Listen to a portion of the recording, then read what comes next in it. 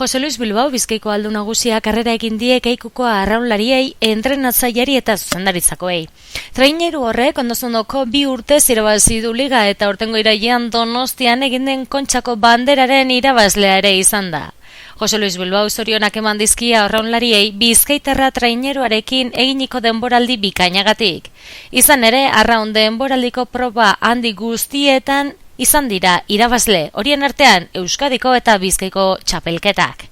Josune Arizondo kulturako foru diputatua, Josu Bergaraz Ezdaoko alkatea, Jose Manuel Monje Kirol elkarteko presidentea, Jose Luis Korta Kaikoko entrenatzailea eta klubeko ordezkaritza zabal bat izan dira foru jauregiko harrera aretoan.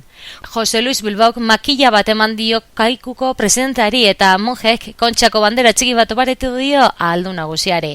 Horrez gain, maiotori bat eman dio kulturako diputatuari eta Kaikuko elastiko bat Kirolen eta Gazteriaren zuzendari Maitane Leizaolari.